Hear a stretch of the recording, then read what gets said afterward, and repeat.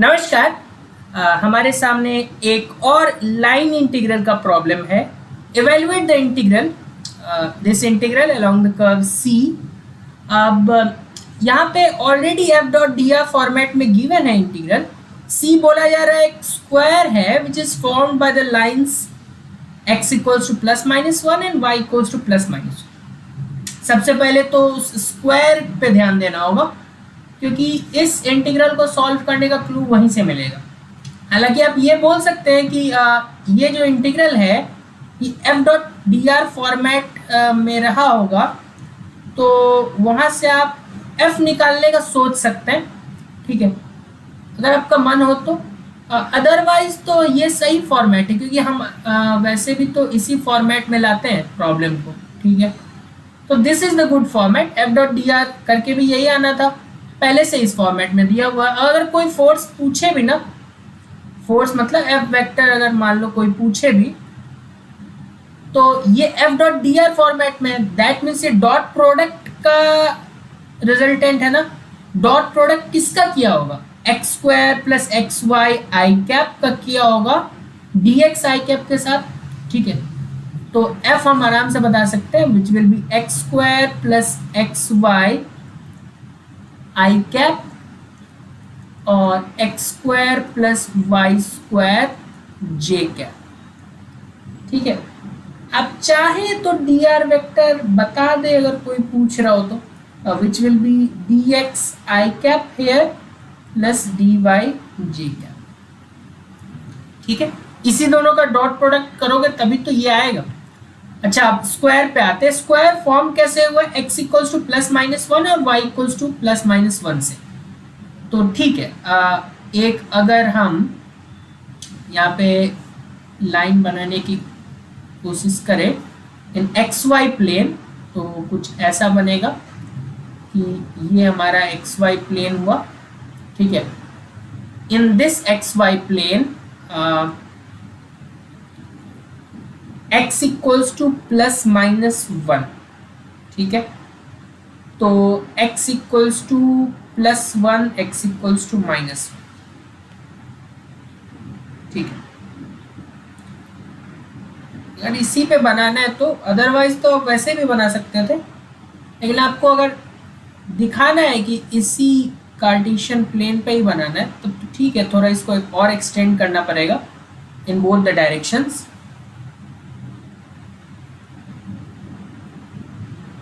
ठीक है, एक्सटेंड कर दिया। अब कौन कौन सा पॉइंट बोला जा रहा है? x equals to plus minus one. तो मान लेते हैं इतना डिस्टेंस पे x equals to plus one है, x equals to minus one कुछ यहाँ है अप्रोक्सीमेटली, ठीक है। थोड़ा सा कम लग रहा है तो उसको थोड़ा सा शिफ्ट कर देते हैं और y equals to plus one, y equals to minus one, ठीक है। ध्यान से दे, x equals to plus one कौन सा लाइन होगा? ये वाला लाइन होगा ना। x equals to plus one तो एक लाइन है तो कोई बात नहीं, x equals to plus one line बनाए थे, थोड़े अच्छे से बनाना होगा। तो ये passing through x equals to one एक लाइन बन गया। Similarly y equals to plus one, इसमें आराम से थोड़ा, ठीक है। x equals to minus one अगर देखें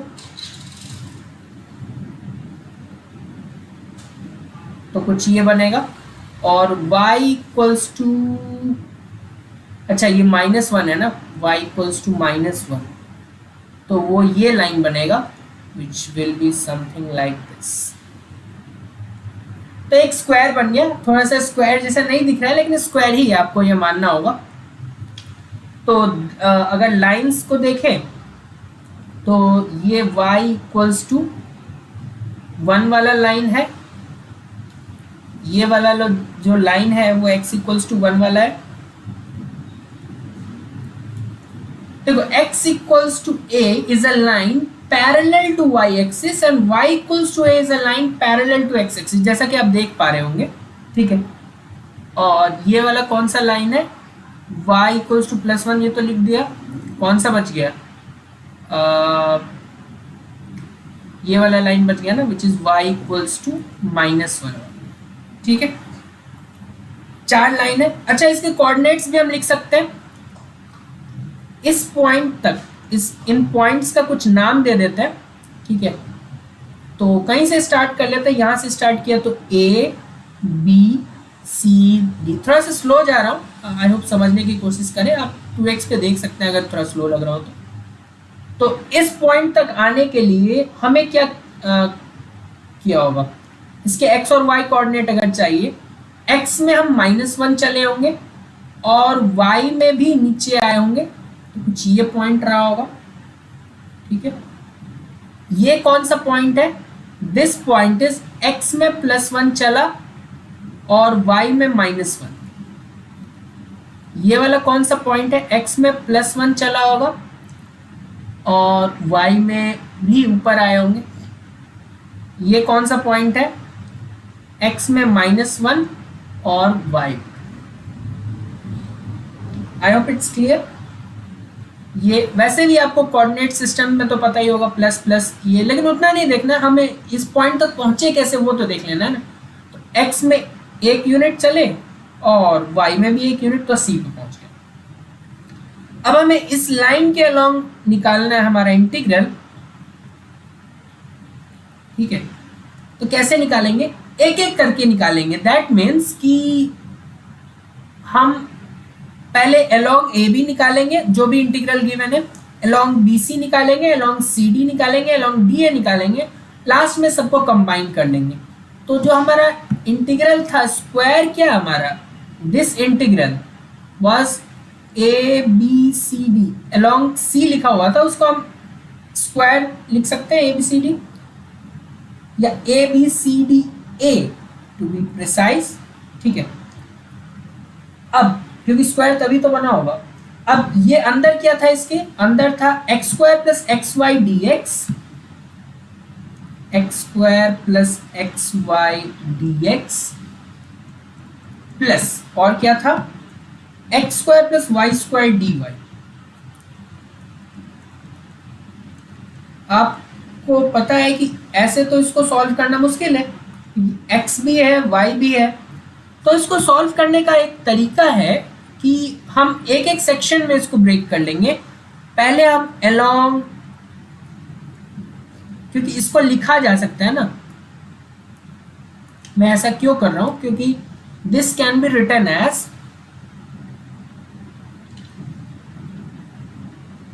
this integral along A B,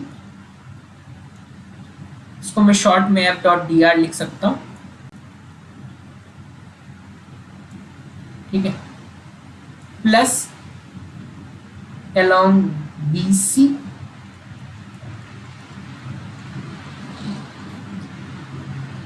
plus along C D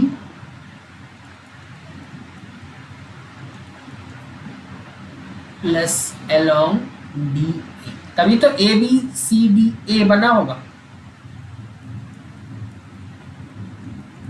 ठीक है, अच्छा एक एक करके निकालते हैं। तो स्टार्ट करेंगे फ्रॉम अलोंग ए बी। अब हमारा पूरा फोकस ए बी पे होगा। ए बी एक लाइन है, ठीक है, जिसमें आप देख पा रहे होंगे कि कांस्टेंट क्या है, उसको देखो, लाइन का इक्वेशन वैसे ही निकलेगा। कांस्टेंट क्या है, x चेंज हो रहा है, x is changing from -1 to 1, but यहाँ पे y कांस्टेंट है। तो इस लाइन का इक्वेशन लिखने के लिए हम क्या बोल सकते हैं, line equation will be y equals to -1। ठीक है, अच्छा जैसे y इक्वल्स टू -1 हुआ, हम यहां से बोल सकते हैं dy इक्वल्स टू 0। ठीक है, एक तो 0 हो जाएगा तो हमारा काम आसान हो जाएगा इंटीग्रल सॉल्व करने का। dy 0 हो गया, y इक्वल्स टू -1 है। ठीक है, तो चलिए अब, और लिमिट्स भी तो देखना होगा। तो लिमिट उसका देखेंगे जो चेंज हो रहा है। तो चेंज क्या हो रहा है यहाँ पे, देखो y तो कांस्टेंट है -1, लेकिन चेंज हो रहा है x is changing from -1 to 1, so limits will be x equals to -1 to 1. ठीक है, तो जो इंटीग्रल है this is along A B और this is x square plus x y I think plus x square plus Y square d y, I think यही है. अब dy तो 0 हो गया, तो ये पार्ट ऑफ इंटीग्रल तो गया, हमारा फोकस अब इधर होगा. dx है, अब देखो यहाँ y है जो प्रॉब्लम दे रहा है, क्योंकि इंटीग्रल dx में है तो या तो उसको y में कन्वर्ट करते हैं, लेकिन y में नहीं कर रहे हैं तो dx ही रहने दे रहे हैं, तो y को हटाना होगा. y को कैसे हटाएंगे, इसके मदद से हटाएंगे. तो y को अगर -1 रख दे तो सब कुछ शॉर्टेड हो जाएगा. अच्छा dx है तो लिमिट्स भी x के, जो कि हम ऑलरेडी फाइंड कर चुके हैं, विच इज -1 to 1. ठीक है, डायरेक्शन देख लो, ये डायरेक्शन इंपॉर्टेंट है, क्योंकि लिमिट्स 1 to -1 भी हो सकता है, तो -1 to 1 भी, लेकिन -1 to 1 लिया है हमने. और ये एक्स स्क्वायर प्लस, अब देखो इस y की जगह -1 रखेंगे तो -x हो जाएगा, ये -x और dx, यही तो इंटीग्रल है. अब इसी को मैं दो इंटीग्रल में ब्रेक कर सकता हूँ, -1 to 1 x square dx minus integral of x from -1 to 1. अब ये again it's an odd function, और ऑड फंक्शन का इंटीग्रल, ऑड फंक्शन क्यों, इसके जगह -x रखो तो अरे fx इक्वल्स टू x है, इसके जगह x के जगह -x रखेंगे तो ये -x हो जाएगा, and this is nothing but negative of fx. तो जब f of -x negative of fx होता है दैट मीन्स ऑड फंक्शन, और ऑड फंक्शन का इंटीग्रेशन फ्रॉम -1 to 1 या -a to a 0 होता है, तो ये 0 हो गया. अच्छा इधर आते हैं, ये तो इवन फंक्शन है, तो आइदर प्रॉपर्टी लगाओ या ऐसे ही कर दो. प्रॉपर्टी लगाओगे तो चलो ऐसे ही कर देते, वैसे प्रॉपर्टी से क्या हो जाता है, 2 times 0 to 1 हो जाता है, और एक्स स्क्वायर dx ही रहेगा. तो this would become x cube by 3, साथ में 2 है बाहर और ये है 0 to 1. सो 1 डालेंगे तो 1/3 बनेगा, 0 डालेंगे तो 0 बनेगा, 1/3 - 0, सो दैट मीन्स ये 2/3 तो बन रहा है. ठीक है, अपर लिमिट से 1/3 आया -0, तो 1/3 × 2 इज 2/3. तो चलो एक तो एटलीस्ट बन गया, इंटीग्रल मिल गया विच इज 2/3. तो वैल्यूज ऊपर लिखते जाएंगे जहाँ पे हमने इनका विभाजन किया था. एक वैल्यू तो आ गया 2/3 ये वाला. चलो आगे बढ़ते हैं, अगला कौन सा सेक्शन टारगेट करेंगे, बीसी टारगेट करो. तो बीसी में देखो क्या कांस्टेंट है, x कांस्टेंट है ना, और ये लाइन वैसे भी दिख रहा है x इक्वल्स टू 1 लाइन है, लेकिन ऐसे भी देख पा रहे हो कि x कांस्टेंट है, x इक्वल्स टू 1 लाइन है. x इक्वल्स टू 1 लाइन पहले तो लिख लो, तो अलोंग, अब हम दूसरा कर रहे हैं तो this would be along BC, BC ना. तो यहाँ लाइन कौन सा है, x इक्वल्स टू 1 लाइन है, ये क्या दे देगा आपको, this will give you dx equals to 0. x equals to 1 derivative करोगे तो क्या, dx कांस्टेंट का तो 0 होता है. अच्छा इसके अलावा चेंज क्या हो रहा है, चेंज हो रहा है y फ्रॉम -1 to 1, तो वही लिमिट्स बन जाएंगे. तो y equals to -1 to 1 will become your limits. फिर क्या था, फिर तो कोई दिक्कत ही नहीं है, क्योंकि this along BC would be same as क्या था, x square plus x Y dx plus x square plus Y square dy. इस बार क्या हो रहा है कि dx वाला 0 हो रहा है, कोई दिक्कत नहीं है, हमारा ही काम आसान हो रहा है. और लिमिट्स फ्रॉम, इस बार y का आएगा, क्यों y का आएगा, क्योंकि dy हम लोग कंजर्व, dy को नहीं हटाना चाह रहे, y के रिस्पेक्ट नहीं कर रहे, तो लिमिट्स y का आना चाहिए, दिस इज -1 to 1, लेकिन x को तो रिप्लेस करना होगा ना, अगर y के टर्म्स में इंटीग्रेशन है तो एक ही वेरिएबल में होना चाहिए, तो x के जगह 1 रख दो. So this will become x के जगह 1, तो 1 का square is 1 only, and this is what the integration is.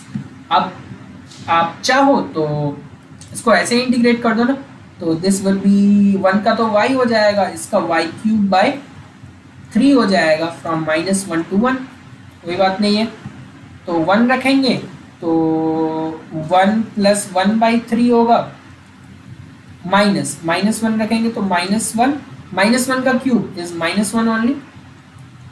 पर आराम से कैलकुलेशन करना है हमें, तो ये हो जाएगा 1 + 1 2, 1 और -1 2 हो गया, और 1/3 -+1 2/3, सो दिस इज 6 + 2 8/3। चलो एक और इंटीग्रल मिल गया हमें विच इज 8/3, ये वाला इंटीग्रल मिल गया 8/3।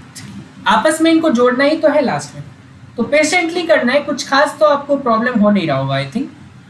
F.dr, अच्छा सी डी के अलोंग देख लो, सी डी के अलोंग देखो अगेन क्या कांस्टेंट है, x चेंज हो रहा है from 1 to -1 this time, again direction देखना है 1 to -1 चेंज हो रहा है, चेंज हो रहा है वो लिमिट्स बनता है, जो कांस्टेंट हो रहा है वो उससे इक्वेशन निकाल लो। ऐसे मैंने लिख ही दिया y = 1, ये लाइन है, तो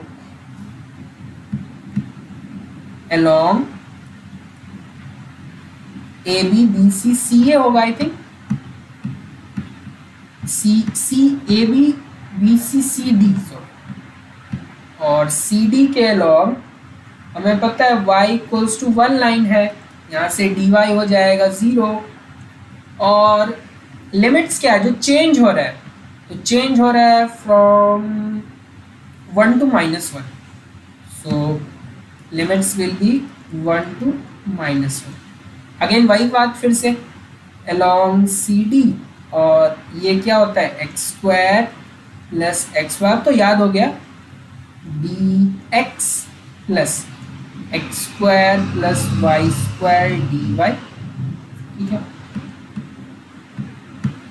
तो ठीक है, dy तो 0 हो रहा है, दैट मीन्स ये वाला गया, और पहले वाले में x के रिस्पेक्ट में कर रहे हो तो लिमिट्स भी उसी का होना चाहिए फ्रॉम 1 to -1, और x² तो कंजर्व रहेगा। अच्छा इस y की जगह 1 रखना है, तो x² + x dx। आप चाहो तो अगेन डायरेक्टली इंटीग्रेट करो, इस बार चलो डायरेक्टली इंटीग्रेट कर सकते हैं, वैसे अलग अलग भी करोगे तो पहला वाला इवन फंक्शन है, दूसरा वाला x का इंटीग्रेशन फ्रॉम 1 to -1 है ना, कोई दिक्कत नहीं, माइनस साइन बाहर ले लो तो -1 से 1 हो जाएगा, वो 0 ही होना है उसको, अदरवाइज अदर वे राउंड करके देखते हैं, x² का x³/3 और इसका x²/2 फ्रॉम 1 to -1, तो दिस विल बिकम हाँ वैसे आप 1 to -1 के जगह -1 to 1 करना चाहते हैं तो उसमें कुछ नहीं करना पड़ता है, एक माइनस साइन बाहर लेना पड़ता है, ठीक है, तो आप इसको ऐसे भी सॉल्व कर सकते थे, तो माइनस साइन बाहर रखा, -1 to 1 x² + x, same he answer आएगा, कुछ खास डिफरेंस नहीं होगा, तो दिस वुड बिकम -1 रखा तो -1/3, और यहाँ -1 रखेंगे तो 1 हो जाएगा, तो 1/2, ये तो अपर लिमिट से आया, माइनस लोअर लिमिट से क्या आ रहा है, लोअर लिमिट से 1/3 + 1/2 आ रहा है, ठीक है, कोई दिक्कत नहीं है, तो -1/3 -1/3 और 1/2 तो गया, ये वही 1/2 है जो वहाँ से आया है ऑड फंक्शन से, तो ये आ गया -1/3 -1/3, सो दिस विल बिकम -2/3, ठीक है, तो ये इंटीग्रल भी मिल गया, वैल्यू हमारे पास -2/3, चलो उसको भी यहाँ रख देते हैं, गेम स्मूथ चल रहा है, कुछ खास नहीं चल रहा है, ठीक है, और मैं तो प्रेडिक्ट कर रहा हूँ कि लास्ट वाला -8/3 आएगा। देखो लाइन इंटीग्रल से ये डिफिकल्ट है, आगे हम थ्योरम्स पढ़ेंगे जिससे ये 3-4 लाइन या 2-3 लाइन में खत्म हो जाएगा, तो उस पर आएंगे, लेकिन कभी कभी प्रूफ करने के लिए बोलता है तो लाइन इंटीग्रल से भी करना होगा which is the lengthier method, और बाकी फिर थ्योरम भी यूज़ करना होगा विच इज़ शॉर्टर मेथड, लेकिन प्रूफ करना होगा वैल्यू, तो ये तो लाइन इंटीग्रल से प्रूफ करना ही होगा, तो ये भी हमें पता होना चाहिए। F.dr from D to A, अब देखो इसमें क्या कांस्टेंट है, y कांस्टेंट है ना, ठीक है, x कांस्टेंट है सॉरी, तो लाइन विल बी x = -1, ठीक है, और x = -1 लाइन है,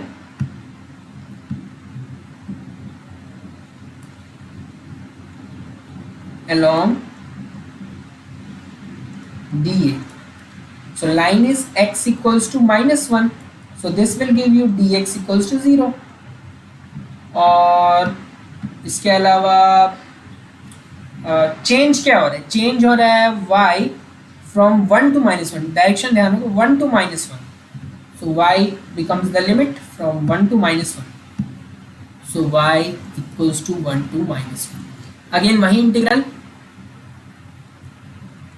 x square plus xy dx plus x square plus y square dy. इस बार क्या जीरो है? ये वाला टर्म जीरो है, तो इस वाले दूसरे वाले टर्म में हम लोग क्या करने वाले, इस x को रिप्लेस करेंगे विथ -1. तो -1 का स्क्वायर तो 1 हो जाएगा वहाँ पे, और लिमिट्स तो 1 +1 से -1 है, और ये 1 प्लस वाई स्क्वायर dy. ठीक है, चलो इस बार माइनस कर लेते हैं इसको, लिमिट पलटेंगे तो -1 से 1 हो जाएगा, और ये 1 प्लस वाई स्क्वायर dy. ठीक है, तो 1 का क्या होता है? 1 का होता है y, और y स्क्वायर का y³/3. इंटीग्रेशन का बेसिक फॉर्मूला है, एक माइनस साइन को मत भूलना, और दिस इज फ्रॉम -1 to 1.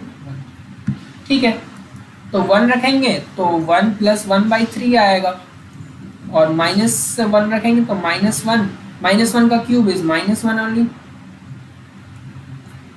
इससे थोड़ा कैलकुलेशन आसान लगता है, तो माइनस क्या हो जाएगा, 1 + 1 is 2, एंड 1/3 + 1/3 is 2/3. वैल्यू वही आएगा जो बचपन में आया था, लेकिन माइनस साइन होगा इसमें.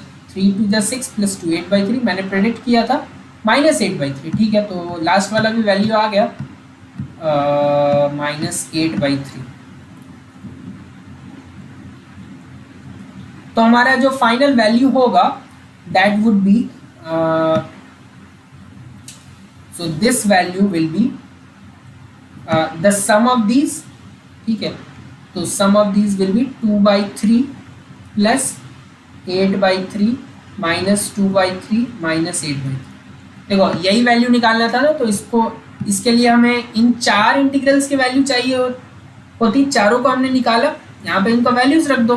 ठीक है, और एडिशन है इनके बीच, तो ये गया, सो द वैल्यू बिकम्स 0. ठीक है, 0 के लिए इतना मेहनत करना पड़ा, लेकिन जायज है. तो यहाँ देखो क्या करना था, अलोंग द स्क्वायर करना था. स्क्वायर बता दिया था, नहीं भी पता था तो हम लोग पता कर लेते कि स्क्वायर ही था वो, और स्क्वायर था तो स्क्वायर पहले बनाया, प्लॉट किया. 4 इक्वेशन थे, x = 1, x = -1, ये चारों इक्वेशंस थे.